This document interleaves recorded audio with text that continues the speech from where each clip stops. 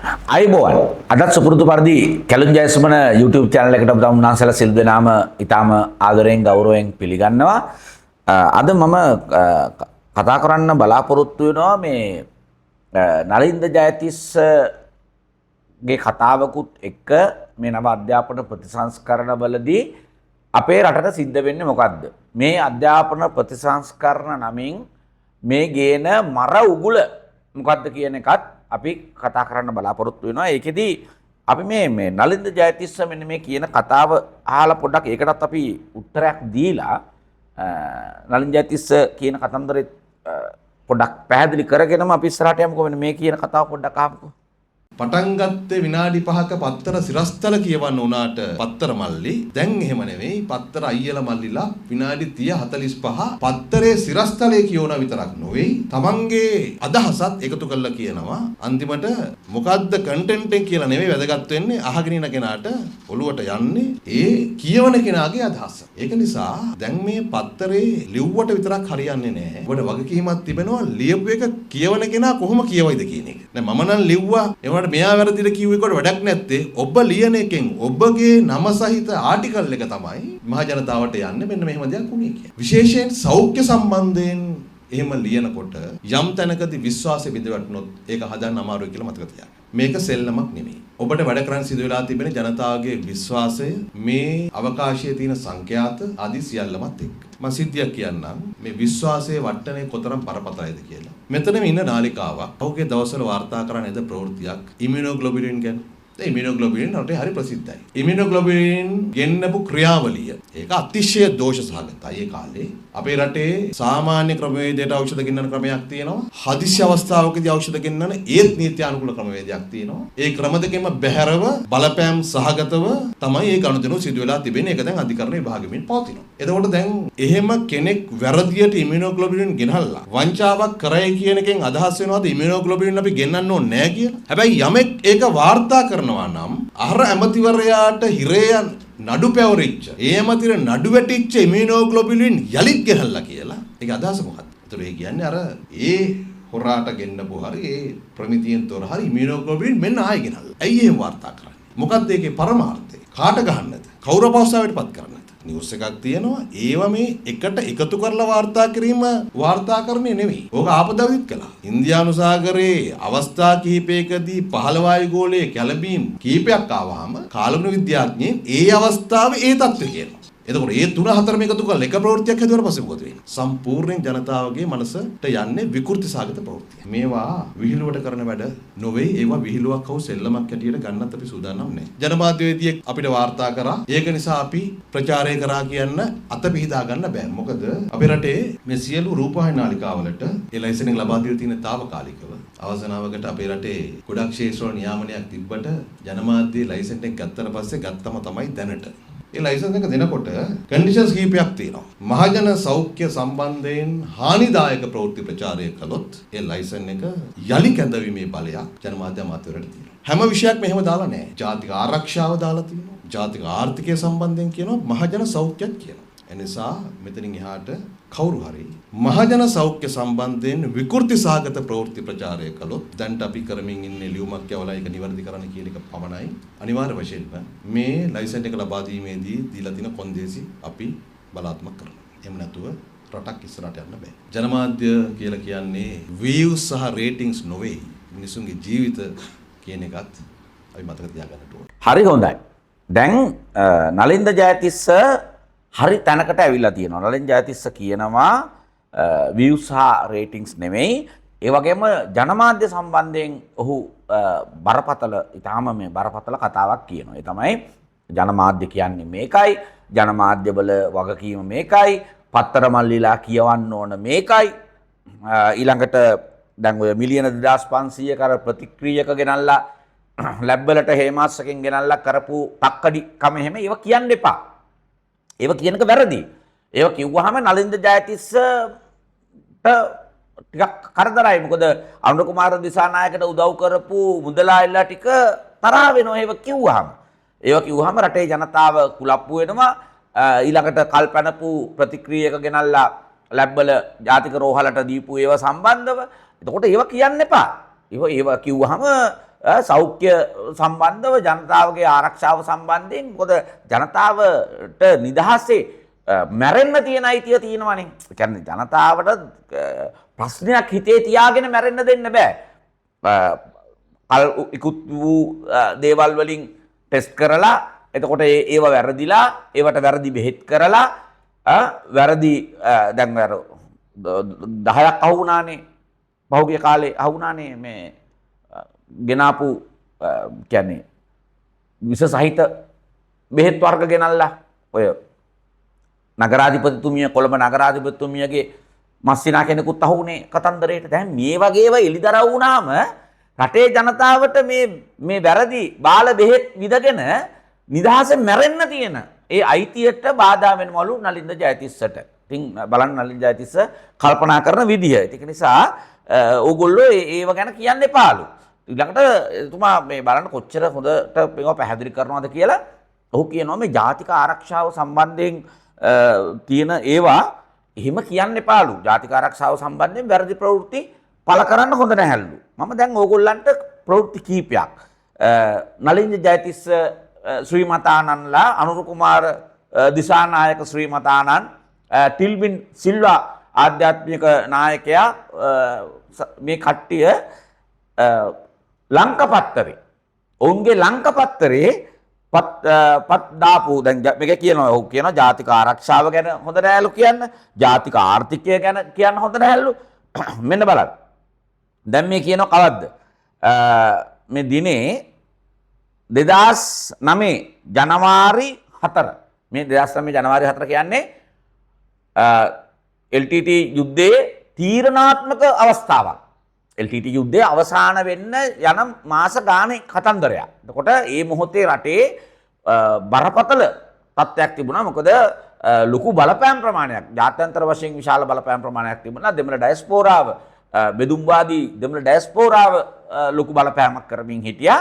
එතකොට ඒ වෙලාවේ ඔයගොල්ලන්ට මතක නම් 2008 අවසානයේ තිබිච්ච කියන්නේ 2009 අයවැය පරදවීම සඳහා ජනතා විමුක්ති පෙරමුණ විපක්ෂය සමග එකතු වෙලා විශාල ඊළඟට ලාල්කාන්ත පටන් ගත්ත උද්ඝෝෂණ මාලාවකුත් පටන් ගත්තා වර්ජන තර්ජන පටන් ගත්තා මේ යුද්ධය ඉස්සරහට යන එක නවත්ත ගන්න යුද ජයග්‍රහණය බාධා කරන්න. එතකොට දැන් මේ කියන දිනේ 2009 ජනවාරි 4 වෙනිදා මෙන්න බලන්නකෝ නලින්ද ජයතිස්සලා කියන එක. ඒගොල්ලගේ ලංකා පත්තරේ කියනවා බැංකු බිඳ වැටීමේ අවදානමක් කියලා දාන හෙඩ්ලයින් එකේ ඒගොල්ලගේ බැංකු බිඳ වැටීමේ අවදානමක් ගැන තමයි කියන්නේ 2009 ජනවාරි මාසේ 4 වෙනි ඉරිදා ලංකා පත්තරේ තමයි මේක යන්නේ. එතකොට දැන් මෙන්න මේ කිව්ව ජාතික ආරක්ෂාව සහ ජාතික ආර්ථිකය. දැන් මේ කෙලින්ම ජාතික ආර්ථිකයට තමයි මේක බලපාන්නේ. නලින් ජයතිස්ස. ඔයා ඒක ඉස්සල්ලා ඔයා මතක තියාගන්න.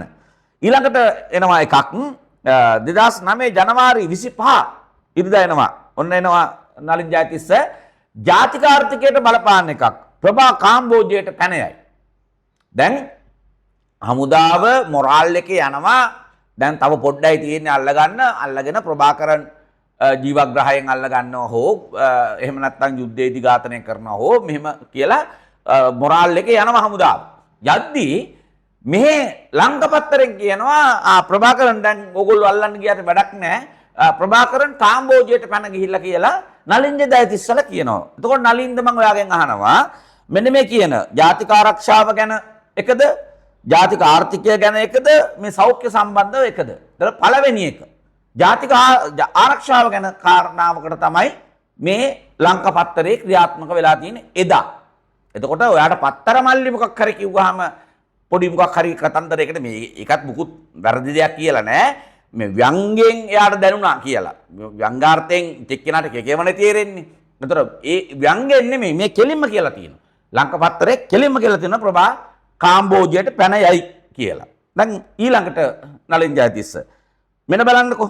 ඊළඟට කියනවා කවද මේ 2009 ජනවාරි 18 මේ යුද්ධය තීව්‍ර වෙලා යන අවසන් වෙන්න ඔන්න මෙන්න තියෙද්දි ඇමරිකානු මිසයිල් පද්ධතියක් ත්‍රිමලයට ජාතික කලාපීය ආරක්ෂාව අනතුරේ අම්මා මාර වැඩක්. ඇමරිකානු මිසයිල් පද්ධතියක් ඇවිල්ලා ත්‍රිකුණාමලයට ගේනවලු ආණ්ඩුව. ඉතින් ජාතික හා කලාපීය ආරක්ෂාව අනතුරට වැටෙනවලු. ඒක නිසා මේ අපේ බෙදුම්වාදී කොටි පුල්ලි මල්ලිලාට හිරිහැර වෙයි කියලා බය වෙලා මේ අනුරයියා දැන් මේ කියනවා ඇමරිකානු මිසයිල් පද්ධතියක් එන නිසා මේකට විරුද්ධව රට ඇතුලේ මේ පොඩි හදන්න යන්නේ රට ඇතුලේ ගේම් එකක් ගහන්න යන්නේ මේ ඒව ගේන්න එපා මිසයිල් ගේන්න එපා පවුනේ පොඩි කොටි මල්ලිලා දැන් අවසාන කෙරවලට කොටු වෙලා ඉන්නේ දැන් මේ ඒ කට්ටිය බේරගන්න මේ කරන්නේ දැන් එතකොට නලින් ජයතිස්ස ජාතික ආරක්ෂාව ඔයාට මතක්ුන්නේ නැද්ද එතකොට ඔයා මේ අවබෝධයේ හිටියේ නැද්ද ඒ කියන්නේ එතකොට ඔයා කලිසමේ තෙමා ගන්න ජංගියේ කක්ක කරගන්න ජංගියේ චූ කරගන්න කුක්කු බබාද ඔයා හරි එතකොට එදා දැනගෙන හිටියේ නැද්ද මොන ඊළඟට කියනවා මේ කවද්ද කියන්නේ 2009 පෙබරවාරි 22 ඉරිදා මෙන්න ආයි කියනවා යුද්ධය නිමවීමට පෙර ශ්‍රී ලංකාවට සාම හමුදාවක් කැනඩා පාර්ලිමේන්තුවට යෝජනාවක් ඉදිරිපත් වෙයි. ඔන්න දැන් කියනවා යුද්ධය අවසන් එහෙම වෙන්නේ නැහැ. යුද්ධය අවසන් කරලා ප්‍රභාකරන් අල්ලගන්න හෝ ප්‍රභාකරන් අවසන් කරන්න හම්බ වෙන්නේ නැහැ. මේ සාම සාධක හමුදාවක් එනවලු මාර වැඩේ එහෙනම් ඉතින් යුද්ධ නවත්තන්නකෝ. සාම හමුදාවක් එනවනේ. දැන් එතකොට මේක මේ ජාතික ආරක්ෂාවට බලපෑමක් නෙමෙයිද නලින් ජයතිස්ස? තව තියෙනවා. මෙන්න කියනවා ඊළඟට 2009 පෙබරවාරි 6 ඉරිදා සටන් විරාමයකට ආණ්ඩුව සූදානම්. දැන් මේ අතේ රෝල් සටන් විරාමයක් ගැන කිසිම කතාවක් තිබුණේ නැහැ. කිසිවක්ම තිබුණේ නැහැ. හැබැයි අතේ රෝලක් ගහනවා දැන් සටන් විරාමයකට ආණ්ඩුව සූදානම් කියලා අර මොකද අර දැන් මේ යුද්ධය අවසන් කරන්න හදන හමුදාවේ මොරාල් බස්සන්න තමයි මේ බලු කතාව කියන්නේ නලින්ද ජයතිස්සලා. එතකොට එදා නලින්ද ජයතිස්සට මේක පෙනුන්නේ නැහැ ජාතික ආරක්ෂාවට මේක තර්ජනයක් කියලා. හරි? එතකොට ඊළඟට කියනවා 2009 පෙබරවාරි 1 ඉරිදා මේ බලන්නකෝ. බලය බෙදීමට ජනපති එකග වේ. දැන් මේ යුද්ධය අවසාන වෙලා මේ ඔක්කොම කරලා දැන් මේ ප්‍රභාකරන්ට වැඩේ දෙන්න ඔන්න මෙන්න තියෙද්දි රට ඇතුලේ හදනවා ලොකු හාහෝවක් මේ කුඩු පට්ටම් වෙලා දැන් මේ පරාද වෙලා නන්නපෝල් වෙලා ඉන්න LTT එකට බලය බෙදන්නේ ජනාධිපති මහින්ද රාජපක්ෂ එකක වෙලයි කියන. අතේ රෝලක්නේ. සම්පූර්ණ එහෙම කිසිම සාකච්ඡාවක් කතාවක් හීනෙන්වත් කවුරුවත් කියපු නැති කතාවක් මෙන්න නලින්ද ජයතිස්සලා කියනවා. එතකොට මේව මොනවද නලින්ද? ඒතර මේ වගේ ඒවා කියන ඕගොල්ලන්ට දෙන්න ඕන දඬුවම මොකද්ද මේ රටේ මිනිස්සු? එහෙම නැත්නම් මේ රටේ ආණ්ඩුව එදා දෙන්න තිබිච්ච දඬුවම මොකද්ද? දැන් ඕගොල්ලෝ මේ ජනමාධ්‍යට අත තියන්න හදන්නේ ජනමාධ්‍යගේ කරාඹන්න හදන්නේ මේවා කියලා නෙමෙයිනේ. රටේ ජාතික ආරක්ෂාවට බාධා වෙන කිසිවක් මේ කිසිම මාධ්‍යයක් කියලා නැහැ. දැන් මේ ඕගොල්ලෝ කියලා තියෙන නරුම කතන්දර වල හැටියට දැන් මේ කියන ඒවා ගිනිය නොහැකි තරම් කුඩා කතන්දර. එතකොට මේ එදා මොනවද මේ කියලා තියෙන්නේ? එතකොට මෙන්න මේ වගේ තව තියෙනවා විශාල ප්‍රමාණයක් මේ කතන්දර. මම මේ කිව්වේ ජාතික ආරක්ෂාව සම්බන්ධ ප්‍රධාන කතන්දර. එතකොට මෙන්න මේ වගේ කියපු නලින්ද ජයතිස්සලා තමයි දැන් අද මේ මාධ්‍යවල කරා ඇඹීම සඳහා කටයුතු කරන්න සූදානම් වෙලා ඉන්නේ. එතකොට ඒ ඔක්කොම ඇස්සේ මොකද මේගොල්ලන්ට ප්‍රශ්නයක් තියෙනවා. මේගොල්ලෝගේ මේ බාල බෙහෙත් ගෙන්නලා යාළුවෝ ටික ගෙනල්ලා ඒක මාට්ටු වෙලා හේමාස්සගෙන් ගත්ත ලැබ් වලට ගත්ත ප්‍රතික්‍රියක සම්බන්ධව මිලියන 2500ක කල්ලිකුත් වෙච්ච කල්ලිකුත් වීමට ඉතාම ආසන්න කාලේ තීච්ච ප්‍රතික්‍රියක මිලියන 2500ක විතර අරගෙන අපේ කෝට් වෙලා ඉන්න වෙලාවක තමයි දැන් මේගොල්ලන්ට මේ මුඛ පුට්ටු වෙලා තියෙන්නේ. ඒක නිසා ඒකට උත්තරේ නලින්ද නිකන් ගොන් කතා කියන එක නෙමෙයි නලින්ද. හරි? ඒ ගොන් කතා කියලා රටේ මාධ්‍යවල කටවල් වහන්න හිතනවා නම් අපිට කියන්න තියෙන නලින්ද extremely sorry කියලා තමයි ඕගොල්ලන්ට කියන්න වෙන්නේ. එහෙම මාධ්‍යවල කට වහන්න ඕගොල්ලන්ට හම්බ වෙන්නේ නැහැ. දැන් මේ සියලු කාරණා මැද්දේ මම අවසන් වශයෙන් කතා කරන්න ඕන මේ කතා කරලා ඉවර කරන්න පුළුවන් මාතෘකාවක් නෙමෙයි මේක ඉතා විශාල වශයෙන් කතා කරන්න ඕන මේ හරිනේ අමර සූර්ය මොකද්ද මේ කරමින් ඉන්නේ මොකද්ද මේ ජාතියට දෙන්න හදන වැඩේ ඇත්තටම එතෙක් මෙතෙක් ඉතිහාසයේ හිටපු දේශපාලඥයෝ ඒ කියන්නේ රාජ්‍ය පාලනය කරපු අයගෙන් විශේෂයෙන්ම සුද්දොන්ටම මොකද සුද්ද තමයි මේකට ලොකුම උත්සාහය ගත්තේ 1815 ගිවිසුමකින් ලංකාව යටත් කරගත්තට පස්සේ මේ සුදු පාලනය විසින් ඇත්තටම ලොකු උත්සාහයක් ගත්තා ලංකාවේ කරාඹන්න. මම මේ කතාව මීට කලිනුත් කියලා තියෙනවා. මම ජර්මනියේ ගිහිල්ලා මේ රයින් මට මතක විදිහට රයින් ගඟේ මම ගියා මේ ක්‍රූස් එකක ගියා නැවක මේ පැසෙන්ජර් නැවක ගියා ඒ ගඟ දිගේ ඒ ගිය වෙලාවේ මම තේහෙකුත් අරගෙන උඩ ඩෙක් එකට වෙලා වාඩිලා මම මේ බලාගෙන ගඟ දිහා බලාගෙන ඉඳි තව ජෝඩුවක් ආවා මේ කළු ජාතික දෙන්නෙක් ගෑනු කෙනෙකුයි පිරිමි කෙනෙකුයි ඇවිල්ලා excuse me කියලා මං ඉන්න තැනින් වාඩි වෙන්නද කියලා හුවා මං සෝකේ කියලා ඒගොල්ලන්ට වාඩි වෙන්න කියලා පොඩ්ඩක් වෙලා යනකොට ඒ හිටපු මේ කාන්තාව මාත් එක්ක hina වෙලා මගෙන් කොහෙද කියලා ඇහුවාම මම කිව්වා මම I'm from ශ්‍රී ලංකා කියලා ඊට පස්සේ මමත් ඒගොල්ලෝගෙන් විස්තර ඇහුවාම ඒගොල්ලෝ ඔය මේ කැරිබියන් අයිලන්ඩ් වල කට්ටියක් තමයි ඒ ජෝඩුව ඒකෙනුත් ඒ පිරිමි කෙනාට මේ ප්‍රංශ භාෂාව ඇරෙන්න කතා කරන්න දන්නේ නැහැ ගෑනු ළමයා මං හිතන්නේ විදේශ සමගක් හරි සමාගමක හරි NGO එකක හරි වැඩ කරන නිසා අයට ඉංග්‍රීසි කතා කරන්න පුළුවන්. ඒක නිසා මම අයත් එක්ක ටිකක් කතා කරාම දැන් ඒගොල්ලෝ එක මම විස්තර කතා කරා මම අහුවා ඇයි ප්‍රංශ භාෂාව අරයා කතා කරන්න කියලා කිව්වම නෑ කිව්වා අපේ රට ප්‍රංශ කොලොනියක් වෙලා තිබුණා. ඒක නිසා අපි වෙන භාෂාවල් දන්නේ නෑ. අපි කතා කරන්නේ ප්‍රංශ භාෂාව තමයි. ඉතින් මම මේ කරන රැකියාව නිසා මම ඉංග්‍රීසි ඉගෙනගෙන තියෙනවා. කියලා කතා කරගෙන යනකොට මම අහුවා එතකොට ඕගොල්ලෝ අවුරුදු මම හිතුවා අවුරුදු 7-800ක් මේ ප්‍රංශයට යටත් වෙලා තිබිච්ච රටක් කියලා. ඊට පස්සේ මම අහුවා ප්‍රංශ කොච්චර කල් ඕගොල්ලෝ යටත් කරගෙන හිටියද කියලා. මේ අවුරුදු 80ක් විතර තමයි ඒගොල්ලෝ ප්‍රංශ ඒගොල්ලන්ව යටත් කරගෙන ඉඳලා තියෙන්නේ. එතන අවුරුදු 80ට මුළු රටේම කරාඹලා භාෂාව පවා ප්‍රංශ භාෂාව කතා කරන තැනට ගිහිල්ලා ප්‍රංශ සංස්කෘතිය දැන් ඒගොල්ලෝ ගැන අහුවාම ඒගොල්ලොන්ගේ ඉතිහාසය සංස්කෘතිය ඒව මොකක්වත් දන්නේ නැහැ. ඒගොල්ලෝ දන්නේ ප්‍රංශ ඉතිහාසය දන්නේ ප්‍රංශ සංස්කෘතිය තමයි ඒගොල්ලෝ ජීවත් වෙන්නේ ප්‍රංශ සංස්කෘතිය අනුව ප්‍රංශ භාෂාව තමයි කතා කරන්නේ. එතකොට දැන් මම ඒ වෙලෙම කිව්වා ඉතින් එතකොට එහෙමනම් මං කිව්වා දැන් එයා කිව්වා කොලොනි ටයිම් එක ඒගොල්ලගේ අවුරුදු 80ක් විතර කියලා කිව්වහම මම කිව්වා ඉතින් එහෙමනම් අපි ඊට වඩා ගොඩක් කාලයක් අපි මේ විශේෂයෙන්ම යුරෝපීයන්ට යටත් වෙලා හිටියා යම් කිසි කාලයක් ගතොත් පෘතුගීසි ලන්දේසි 1505 ඉඳලා විතර ඒතර 1505 ඉඳලා ගත්තොත් සෑහෙන කාලයක් අවුරුදු අපි යටත් වෙලා තිබුණා පෘතුගීසීන්ට ලන්දේසීන්ට සහ ඉංග්‍රීසීන්ට පූර්ණ වශයෙන්ම යටත් වෙලා. ඒතර පූර්ණ වශයෙන් ඉංග්‍රීසීන් අපිව පාලනය කරා. හැබැයි ඊතරම් කාලයක් අපිව අවුරුදු 150කටත් වැඩිය කාලයක් වුන් අපිව පාලනය කරලා ඒගොල්ලන්ට බැරි වෙනවා ලංකාවේ ඒගොල්ලගේ භාෂාව සම්පූර්ණ වශයෙන්ම අප මත පටවන්න, ඔවුන්ගේ සංස්කෘතිය සම්පූර්ණයෙන්ම අප මත පටවන්න සහ ඔවුන්ට ඕන කරන වැඩේ ඇත්තටම ඔවුන්ට කරන්න හම්බෙන්නේ නැහැ. ඔවුන්ගේ ආගම සම්පූර්ණ වශයෙන් අප මත පටවන්න ඔවුන්ට හැකි වෙන්නේ නැහැ. එතකොට ඒක සුවිශේෂ තත්ත්වයක්. ඒකට බලපාපු පුද්ගලයෝ ගැන අපිට මතකයක් තියෙනවා. අනගාരിക ධර්මපාලතුමා, ගෙට්ටුවත් ඒ ගුණානන්ද හාමුදුරුවෝ, වරසිංහ හරිශ්චන්ද්‍රතුමා, එතකොට අපිට වාරිය පොළ සුමංගල හාමුදුරුවෝ, අලෙක් කලුකොදයාවේ හාමුදුරුවෝ. එතකොට මේ වගේ විශාල පිරිසක් ඉන්නවා ඒ සඳහා මූලිකත්ව ප්‍රමුඛත්වය ගත්ත.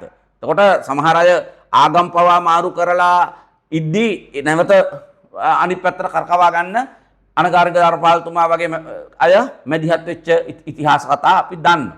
එතකොට අන්නේ ඒ කාලේ අරගෙන කියන්නේ සුද්දොන්ටවත් කරන්න බැරි වෙච්ච වැඩේ කරන්න අතට අරගෙන තියෙනවා හරණි අමරසූරිය. මේ හරණි අමරසූරිය මේ ඊටාම බොළඳ බාල ඊටාම දෝෂ සහිත මේ අධ්‍යාපන ප්‍රතිසංස්කරණ කියලා මේ කඩමාල්ලක් අරගෙන ඇවිල්ලා මේ හදිස්සියේ පටවන්න හදන්නේ ඇයි? අපි අහන්න තියෙන එක. එතකොට මේක මහා විකාර රූපී විකාර සහගත වැඩපිළිවෙලක්. එතකොට දැන් ඒ සම්බන්ධයෙන් අයගෙන් ප්‍රශ්න කරාම මොකද දැන් අය සම්බන්ධව අපිට තියෙන දැන් මෙන්න මේ වීඩියෝ එක පොඩ්ඩක් අහලා ඉන්නකො ඉස්සෙල්ලා. තරා රූපවාහිනී නාලිකාවක ඔබතුමිය සහභාගී වෙච්ච එතනදී ඔබතුමිය ප්‍රකාශයක් කරනවා අපේ රටේ තියෙන සමලිංගික නීති වෙනස් විය යුතුයි කියන ස්ථාවරය ඔබතුමියලා ඉන්නවා කියන කාරණාව සහ ජාතික ජනබලවේගයට අනුබද්ධ සහ ජාතික ජනබල නියෝජනය කරන ඇතැම් පාර්ශව ඒ සම්බන්ධයෙන් යම් යම් අවස්ථාවල යම්කිසි ප්‍රකාශන නිකුත් කළා තියෙනවා. එතකොට ජාතික ජනබලවේගයේ රජය එවැනි ස්ථාවරයක් දරන පසුබිමක තමයි මේ ප්‍රශ්නේ වෙන්නේ. එතකොට දැන් අධ්‍යාපන අමාත්‍යාංශයේ ලේකම්තුමා CID එකට ගිහිල්ලා පැමිණිල්ලක් කරා මේකේ කුමන්ත්‍රණයක් තියෙනවා කියන සැකයක් උපදිනවා කියලා. එතකොට ඔබතුමීලාගේ රජයේ එවැනි ස්ථාවරයක් දරන පසුබිමක මේ සිදුවීම වීම මේක කුමන්ත්‍රණයක්ද කියන ප්‍රශ්නාර්ථය සමාජයට තියෙනවා. එතකොට එවැනි ස්ථාවරයක් දැරීම සහ මෙවැනි සිදුවීමක් වීම මේක කුමන්ත්‍රණයක් විදිහටම අපිට බැහැර කරන්න පුළුවන් අගමැතිතුමියනි. ප්‍රතිසංස්කරණත් අතර ඒක කිසිම සම්බන්ධයක් නැහැනේ. ඔබ අහන ප්‍රශ්නය අධ්‍යාපන ප්‍රතිසංස්කරණ එක කිසිම සම්බන්ධයක් නැහැ. නීතිය වෙනස් කරන එක පිළිබඳ ඇති තියෙන ස්ථාවරය සහ දරුවන්ගේ අධ්‍යාපනය අතර කිසිම සම්බන්ධයක් නැහැ. ප්‍රශ්නගත මොඩියුලේ ගරු අගමැතිතුමියනි මේ ප්‍රශ්නේ මතුවෙන්නේ යම්කිසි වෙබ් පිටුවක වෙබ් කේතයක් සම්බන්ධයෙන්. එතකොට මේ වෙබ් කේතය පිළිබඳව වැඩිදුරටත් හොයාගෙන ගියාම ඒක සමලිංගික වෙබ් පිටුවක් විදිහට තමයි සමාජයක අර්ථකථනය කරන්න සහ ඒක සඳහන් වෙන්නේ. සහ ඔබතුමිය දරපු ස්ථාවරයත් මම හිතන්නේ මැතිවරණයට පෙර ආතුව ඔබතුමිය සඳහන් කරපු කාරණා තමයි මේ නීති මම කිසි විටක ස්ථාවරයක් දරලා නැහැ අධ්‍යාපනය තුල දරුවන්ට සමලිංගිකත්වය උගන්වන්න ඕනේ කියලා. නෑ මම අගමැතිතුමියනි එහෙම කියනවා නෙමෙයි. ඔබතුමිය වචනයෙම කිව්වොත් එහෙම ඔබතුමිය කියන්නේ මේ වික්ටෝරියා යුගයේ ඉඳලා එන නීතියක් ඒක වෙනස් වෙන්න ඕනේ කියන ස්ථාවරය අපි ඉන්නවා කියන එක. එතකොට එවැනි පසුබිමක ඔබතුමියලගේ රජයේ එවැනි ස්ථාවරයක් දරන පසුබිමක තමයි ගරු අගමැතිතුමියනි විසඳුවීම වෙන්නේ. මම අහන්නේ මේක කුමන්ත්‍රණයක් විදිහටම අපිට බැහැර කරන්න පුළුවන්ද කියන එක. කුමන්ත්‍රණයක් තියෙනවද නැද්ද කියලා හොයන්න තමයි අපි CID එකට පරීක්ෂණයක් කරන්න කියලා පැමිණිල්ලක් කරේ. ඒ CID විමර්ශනය තුලින් ඒකේ කුමන්ත්‍රණකාරී දෙයක් තියෙනවා නම් ඒක ඔවුන් හොයාගනි. මෙන්න මේ තියෙන කුමන්ත්‍රණේ. දැන් අය කියනවා එහෙම මේ මොකක්වත් එයා එහෙම කියලත් නැහැලු මුකුත් නැහැලු. මෙන්න මේක අහන්නකෝ එහෙනම්. විශේෂයෙන් සමරිසි සම්බන්ධතාවය නීතිමය වරද්දක් හැටියට අපේ දණ්ඩ නීති සංග්‍රහයේ තියෙන මේක අපේ රටෙන් ආපු නීතියකුත් නෙවෙයිනේ. මේක බ්‍රිතාන්‍ය නීතිය වික්ටෝරියානු යුගයේ ආපු නීතියක්. ඉතින් ඒ නිසා මේක වෙනස් විය යුතුයි කියන තැන අපි ඉන්නවා. දැන් අය මීට කලින් පාසල් වලට මේ අර ළමයින්ට ලිංගික අධ්‍යාපනය ලබා දෙන ඕනේ කියන කාරණාව කතා කරන ගමන් අය මේක අස්සට ඔබනවා මෙන්න මේ LGBTQ කතන්දර ටික.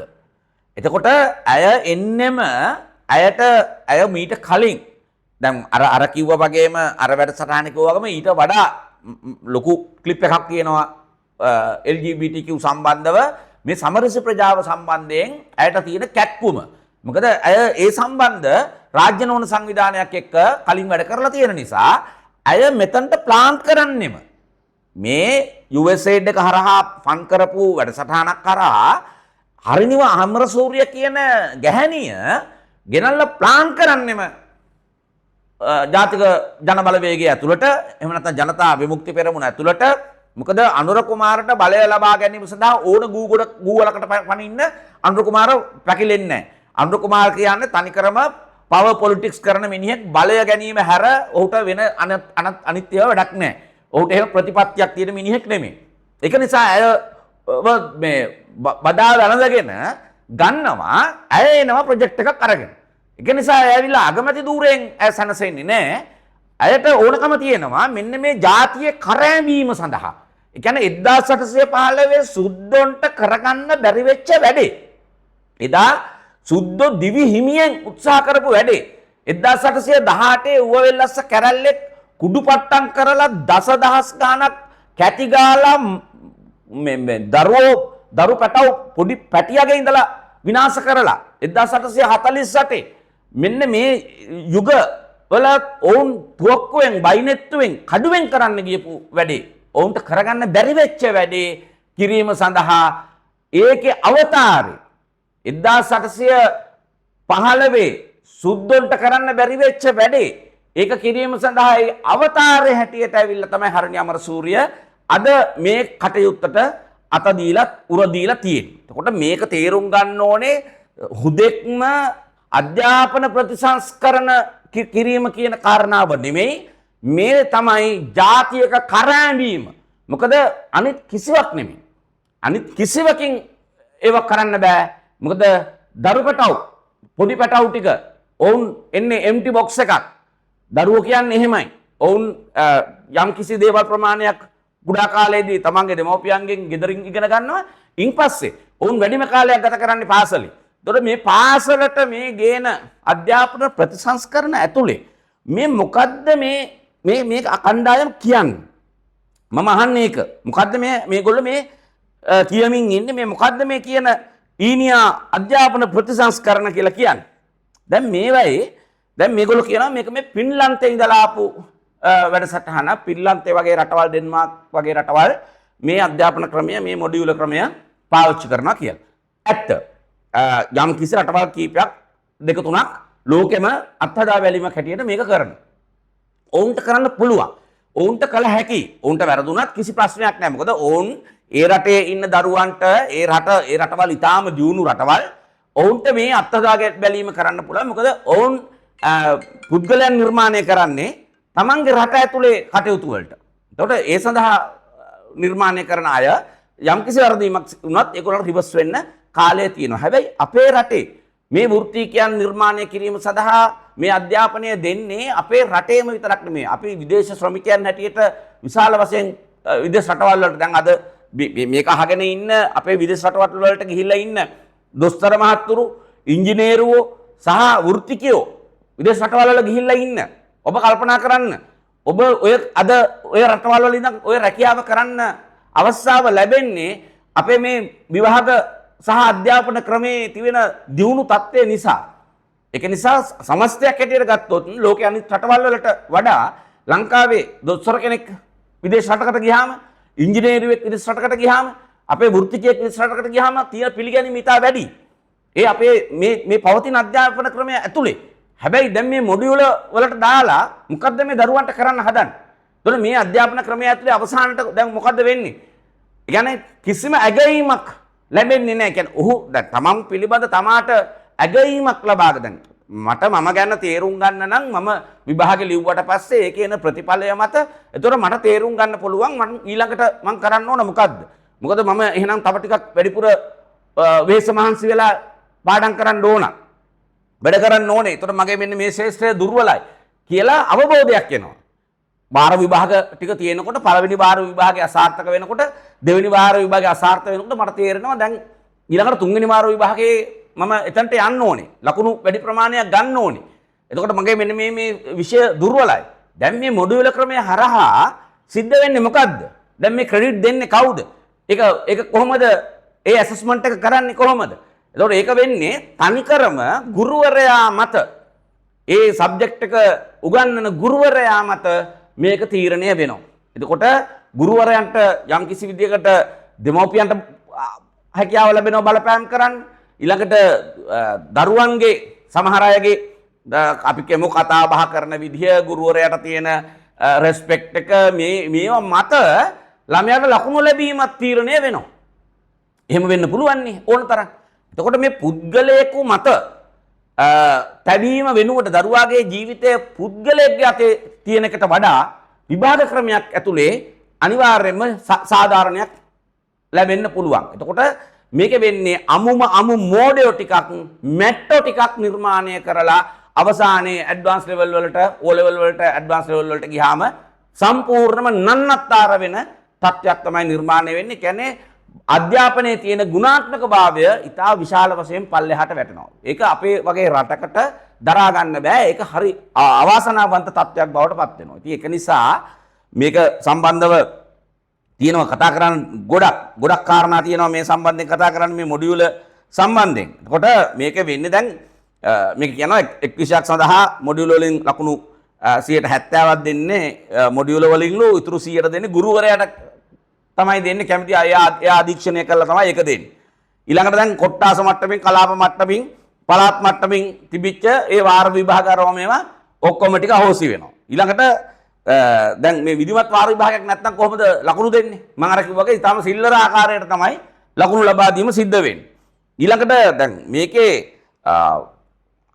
වෙන දේ තමයි ඒ කියන්නේ ඇත්තටම Taman ගැන කිසිම අවබෝධයක් නැතුව දවසින් දවස පන්තියෙන් පන්තියට ඉදිරියට යන එකක්. අනික ළමයි 40ක් 50ක් ඉන්න පන්ති කාමරයක කොහොමද ගුරුවරයෙක් මෙහෙම ප්‍රායෝගිකව මේක කරන්නේ? මේක කරන්න බෑ. මේක ගමේ කොහේ හරි ඈත ගමක තියෙන ගුරුවරයෙකුට මේක ළමයි ටික එළියට අරගෙන මේ කියන ප්‍රායෝගික தත්ත්වය කරන්න පුළුවන්. හැබැයි නාගරිකව තියෙන පාසල් වල මේ தත්ත්වය කරන්න බෑ. එතකොට මේක සම්පූර්ණම මේ ගෙඩි පිටින් කොපි කරලා කොහෙන් හරි පින්ලන්තෙන් හරි කොහේ හරි ඉන්න පින්ගොඩෙක් ගිහිල්ලා පින්ලන්තෙන් හරි කොහෙන් හරි මේක අරන් ඇවිල්ලා කොපි කරලා මේ වැඩේ කරන්න බෑ. එතකොට ඒකෙන් සිද්ධ වෙන්නේ මේ හරිනලාට මේකේ ඕනකම තියෙන මුකුත් නෙමෙයි. ඇත්තම කතාව අර 1815 ඉඳලා 1948 වෙනකන් සුද්ධ උත්සාහ කරපු වැඩේ. උන්ට කරගන්න බැරි වැඩේ. අර කැරිබියන් දූපත්වල ප්‍රංශ කොලනි හරහා වල කරපු වැඩේ. ලංකාවේදී නොවිච්ච වැඩේ ඔවුන් කරන්නයි මේ උත්සාහය ගන්න. මේක අතිශය භයානක තත්ත්වයක්. මේ රටේ සියලුම දෙමව්පියන් මේ වෙනුවෙන් පෙරට එන්න ඕන. මේක පරද්දන්න ඕන. මේ විකාරය නවත්තන්න ඕන. ඒ සඳහා ඔබ තම උන්වහන්සේලාට ශක්තිය ධෛර්යය ප්‍රාර්ථනා කරනවා. අදට නවතිනවා ගිහින් එන්නම්. බොහොම ස්තුතියි.